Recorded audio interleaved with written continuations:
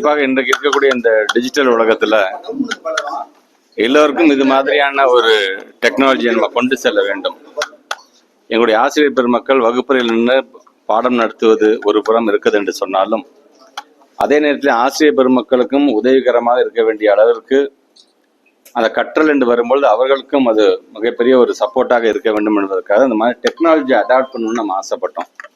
அதில் நம்முடைய மாண்பு தமிழ்நாட்டு முதலமைச்சர் அவர்கள் 2024 ஜூன் மாதம் 14 நேரு உள் விளையாட்டு அரங்கில் அவர்களுடைய மாண்புக்கு துணை முதலமைச்சரும் சேர்ந்து முதல் கட்டமாக இந்த மாதிரி ஸ்மார்ட் போர்ட்ஸ் எல்லா ஸ்கூல்ஸ்க்கும் நம்ம கொண்டு போகணும். குறிப்பாக நம்முடைய தொடக்க கல்வியை சார்ந்திருக்கின்ற அந்த ஸ்கூல்ஸ் எல்லாத்துக்கும் இதை கொண்டு போகணும்னு நம்ம ஆசைப்பட்டோம்.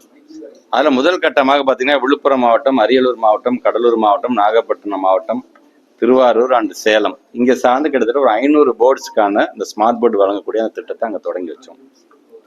அதோட இலக்கு என்பது கிட்டத்தட்ட 22,931 ஸ்கூல்ஸ்லையும் இதை நம்ம கொண்டு போய் சேர்க்கணும் அப்படிங்கிறத ஆசைப்பட்டோம். அந்த 22,931 ஸ்கூலுக்கான அந்த கடைசி பேட்சுக்கான சிஸ்டத்தை இன்னைக்கு நாங்கள் டிஸ்ட்ரிபியூட் பண்ணுறோம். இது கிட்டத்தட்ட ஒரு 150 ஸ்கூல்ஸ்க்கு இன்னையிலேருந்து கிளம்பி இப்போ எல்லா இடத்தையும் இதுக்கான இன்ஸ்டலேஷன் முடிஞ்சு இன்னையோட அதை நிறைவு செய்வதற்கான ஒரு நிகழ்வாக இருக்கிறது. இதை நம்முடைய மக்களிடம் பகிர்ந்து கொள்ள வேண்டும் என்கின்ற அந்த ஒரு ஆசையில் தான் நம்முடைய பத்திரிகை துறை, ஊடகத்துறை சார்ந்திருக்கின்ற நண்பர்கள் உங்களையும் அழைத்து ஒக்கியம் துறைப்பாக்கத்தில் இருக்கின்ற இந்த ஸ்கூல்ல இந்த இன்ஸ்டலேஷனோட அதை நிறைவு செய்கிறோம் என்பதற்காக அதை சொல்றதுக்காக தான் நாங்கள் உங்களை வர சொல்லியிருந்தோம். அதில் கிட்டத்தட்ட பார்த்தீங்கன்னா இந்த ப்ராஜெக்டோட காஸ்ட் அப்படின்னு பார்த்தீங்கன்னா கிட்டத்தட்ட ஒரு 455 கோடி ரூபாய் மதிப்பீட்டில் இன்னைக்கு நம்முடைய தமிழ்நாடு அரசாங்கத்தினுடைய அந்த முழு பங்கீட்டில் இதை நம்ம செஞ்சிருக்கிறோம். சரி, இது மட்டும் தானா என்று சொன்னால் ஹைடெக் லேப் கிட்டத்தட்ட ஒரு 8,209 ஸ்கூல்ஸ் ஹைடெக் லேப்ஸ் நம்ம கொண்டு போயிடணும் அப்படின்னு நாங்கள் ஆசைப்பட்டோம். இன்னைக்கு அதற்கான பணிகளும் இந்த மாதம் நிறைவு செய்யும் பொழுது அதுவும் முழுமையாக கிட்டத்தட்ட அந்த ஹைடெக் லேப்ஸ்க்கான அந்த ப்ராஜெக்ட் காஸ்ட்டே பார்த்தீங்கன்னா கிட்டத்தட்ட ஒரு 519 கோடி ரூபாய்.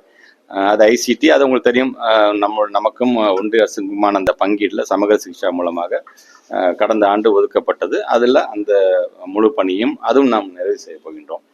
ஸோ ஆல்மோஸ்ட் இந்த 2 திட்டங்களுமே ஒன்று ஒட்டுமொத்தமாக நம்முடைய ஸ்டேட் கவர்மெண்ட்டோடைய இந்த ஸ்மார்ட் போர்டு திட்டத்தையும் ஹைடெக் லேப்கான திட்டத்தையும் நாம் முழுமை அடையும் பொழுது, ஏன்னா இன்னைக்கு ஸ்மார்ட் போர்டு முழுமை அடைகிறது, இந்த மாதம் இறுதிக்குள்ளார ஹைடெக் லேப்ஸும் முழுமையடைந்து விட்டது என்று சொன்னால் ஏறத்தாழ 43,89,000 பிள்ளைகள் அதை பயன்படுத்துகின்ற அளவிற்கு, தொழில்நுட்பத்தை பயன்படுத்துகின்ற அளவிற்கு, உலக அளவில் இருக்கின்ற அறிவியலை தெரிந்து கொள்கின்ற அளவிற்கு எங்களுடைய டீச்சர்ஸ் அவர்களை வழிநடத்த இருக்கிறார்கள். இது ஒரு மிகப்பெரிய, என்னை பொறுத்த வரைக்கும் நம்மளுடைய பள்ளிக்கல்வித்துறை நிறைய அச்சீவ்மெண்ட்ஸ் நம்ம பண்ணியிருக்கோம் இந்த 3 வருஷ காலங்களில். மாண்பு தமிழ்நாட்டு முதலமைச்சருடைய எண்ணம் என்பது இந்த டெக்னாலஜியை வெறும் நகர்ப்புறம், மாநகரப்புறம் மட்டும் இல்லாமல் கிராமப்பகுதியை சார்ந்திருக்கின்ற பிள்ளைகளுக்கும் இந்த டெக்னாலஜியை கொண்டு போங்க. ஒரு ஆடியோ மூலமாக, நம்ம ரெக்கார்டட் ஆடியோ மூலமாக அந்த பிள்ளைங்களுக்கு பாடத்தை நம்மளுடைய டீச்சர்ஸ் இங்கே இருக்கின்ற கண்டென்ட் மூலமாக சொல்லி தருவதாக இருந்தாலும் சரி, அல்லது வீடியோ மூலமாக விஷுவலைஸ்டாக அதை காட்டுவதாக இருந்தாலும் சரி, அது முக்கியமான ஆளுமையோட உரைகளாக இருந்தாலும் சரி, இதையெல்லாம் நம்முடைய ஆசிரியர் பெருமக்கள் நம்மளுடைய பிள்ளைகளுக்கு அதெல்லாம் சொல்லித் தருவ அளவுக்கு ஒரு சப்போர்ட்டிங் டிவைஸாக இருக்கப்பட்டு இது சார்ந்து நம்முடைய ஆசிரியர் பெருமக்களையும் நாங்கள் ட்ரெயின் பண்ணியிருக்கணும்.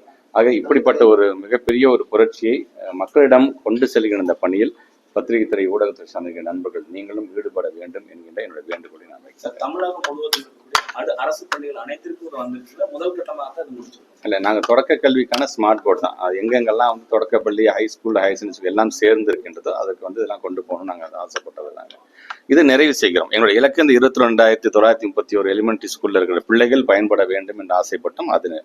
அது இல்லாமல் high school and higher secondary school, பொதுவாக ஹையர் செகண்டரி ஸ்கூல்ஸ்க்கு மட்டும்தான் ஹைடெக் லேப்ஸ் இருக்கும். இப்போ நம்ம middle school, high school, higher secondary ஸ்கூலில் சார்ந்திருக்கின்ற கிட்டத்தட்ட ஒரு 8,209 பள்ளி வளாகங்கள் இருக்கின்றது. அதுலேயும் இப்போ நாம் ஹைடெக் லேபை நம்ம அமைச்சிட்டு இருக்கோம். நாங்கள் அந்த ஹைடெக் லேப் நிறைவு ஆகிறது என்னைக்குன்னு பார்த்தீங்கன்னா இந்த மாதம் எண்டுக்குள்ளார அது முடியும். அது முடிந்ததுக்கு பிறகும் ஒரு மிகப்பெரிய ஒரு அறிவிப்பை நாங்கள் அறிவிப்போம். இடைநிற்றல் குறைஞ்சிருக்கு அப்படின்னு சொல்லி முன்பான புள்ளி விவரங்களை தெரிவிச்சுட்டு இருக்கிறோம்.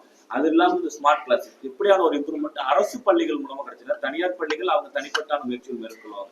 ஏழை மாணவர்கள் படிக்கிறது அரசு பள்ளி, அரசு உதவி பெறக்கூடிய பள்ளிகள் இடைநிற்றல் எப்படி குறைச்சிருக்கோம், அதோட இந்த ஸ்மார்ட் சேரும்போது எப்படியான ஒரு இடைநிற்றல் பொறுத்த வரைக்கும் உங்களுக்கே பார்த்துருப்பீங்க. இந்த யூடைஸ் ரிப்போர்ட், ஒன்றிய அரசாங்கத்தோட ரிப்போர்ட்லேயே சொல்லும் பொழுது நம்ம 2014, 2024 கம்பேர் பண்ணும்பொழுது எந்த அளவுக்கு நம்ம குறைந்திருக்கோம். நாமே என்ன உறுதிமொழி, ஒரு 7 விதமான உறுதிமொழியை சொன்னோம் நம்ம எலெக்ஷன் நேரத்தில். அதில் 4வது உறுதிமொழியாக கல்வி சார்ந்தும் மருத்துவம் சார்ந்தும் ஒரு அறிவிப்பு. அதில் 1வது அறிவிப்பு என்னன்னா, இப்பொழுது கடந்த காலத்தில் அப்ப நம்ம சொன்னது தேர்தல் இப்போது வந்து 16% இருக்கக்கூடிய அந்த இடைநிற்றலை 5% கீழே நாங்கள் குறைத்து காட்டுவோம். அது சார்ந்து என்னென்ன திட்டங்களோ அந்த திட்டமிடல் நாங்கள் செய்வோம் என்று சொன்னோம்.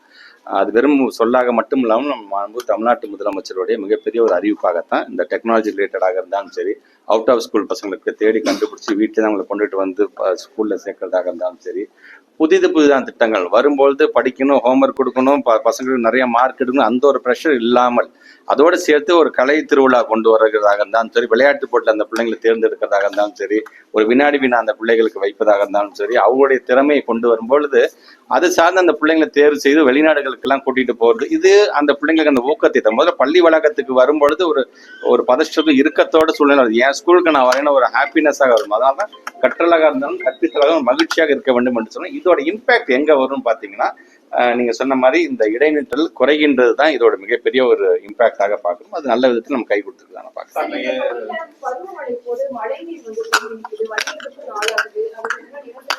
நம்ம உள்ள நுழையும் போதே நான் அதை ஹெச்எம்டையும் கேட்டேன். நான் ஏமா மழை பெஞ்சா இருந்திருக்கான் மேடம் கேட்டேன். ஆமாம் சார், மழை பெய்யும் போதெல்லாம் இருந்திருக்காங்க. கண்டிப்பாக இங்கே நீங்க சொல்ற மாதிரி ஏதாச்சும் சோர்ஸ் பக்கத்துல நம்ம இழுத்து விட்டு அதில் தண்ணி போகிற மாதிரியான வழிகள் இருந்தால் இமீடியட்டாக அதை செய்வதற்கான வழியை நாங்கள் செய்வோம். ஏன்னா இதை பார்க்கணும், பல ஸ்கூல்ஸ் நான் போய் பார்க்கும்போது பல நேரங்களில் நாங்கள் சில அறிவுரைகள் சொல்கிறோம், உடனடியாக ஆஃபீஸர்ஸ் வராங்க, அதை அட்டன் பண்ணுறாங்க.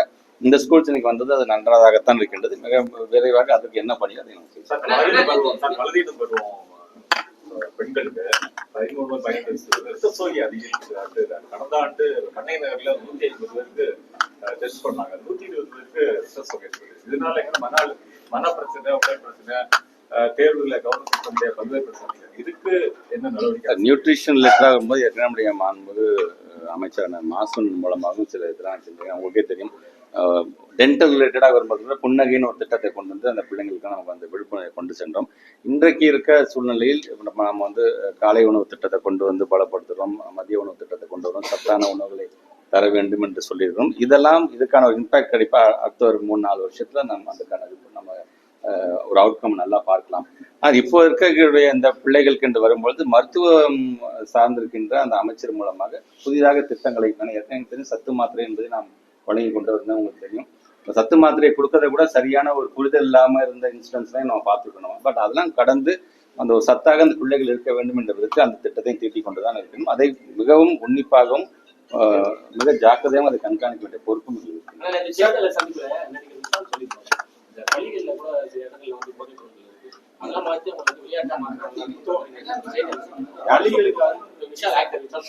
போன்ல பேசணும்.